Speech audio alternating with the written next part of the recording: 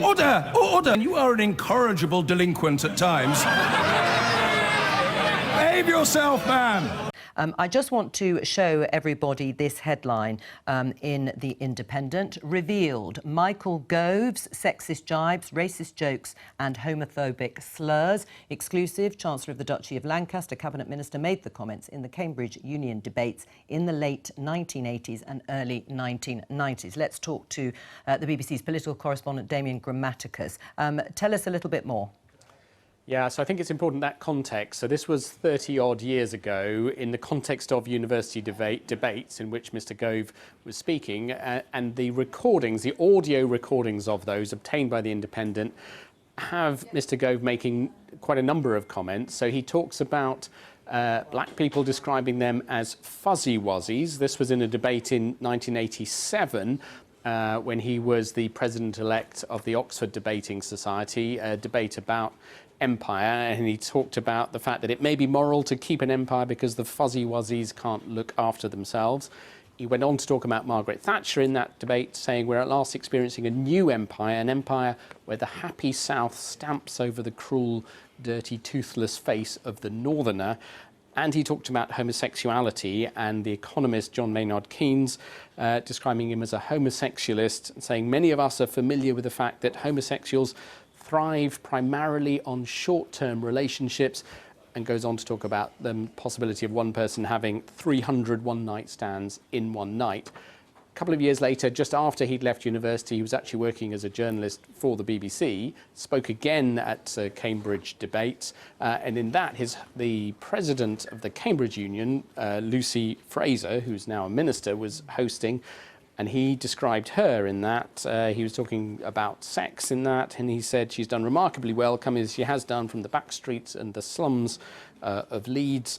She is the girl who's had everyone. Now, Mr David Gottlieb talked of morality. He said it was a good thing. Indeed, the whole case of the opposition has been that it's immoral to keep an empire. Now, that is not the question under discussion. It may be moral to keep an empire because the fuzzy wuzzies can't look after themselves. We are at last experiencing a new empire, an empire where the happy South stamps over the cruel, dirty, toothless face of the Northerner. At last, Mrs Thatcher is saying, I don't give a fig for what half of the population is saying, because the richer half will keep me in power. This may be amoral, this may be immoral, but it's politics and it's pragmatism. Many of us are familiar with the fact that homosexuals thrive primarily upon short-term relations. Those of us who spent hours in New York bathhouses will realise that in one night you can pack in 15 loving relationships and 300 one-night stands and still be none the worse for wear. Damien, is there a response from Michael Gove? Not from him himself, but from those close to him, and they say that it's important to point out that these were debates. These are not comments, they say, that reflect Mr Gove's views or reflected his views back then. He was putting a proposition. They say they were designed as jokes. They were never meant to be something that you agreed with necessarily, but that you had to argue in favour of. So they say they do not reflect his own views. Damien Grammaticus, thank you very much. Sami, do you accept that response?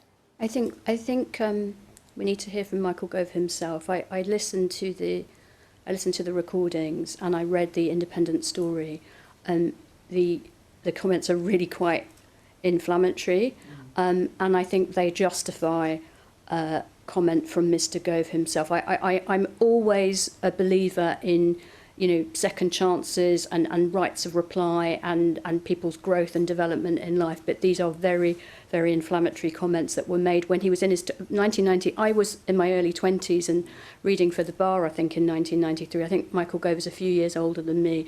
I would just say that the problem is that, of course, they're very similar to remarks that have been written and said even by the Prime Minister in the past. That's part of the problem, but I think Michael Gove really does need to step up and reply himself. Laura, would you like to hear from Michael Gove responding to this?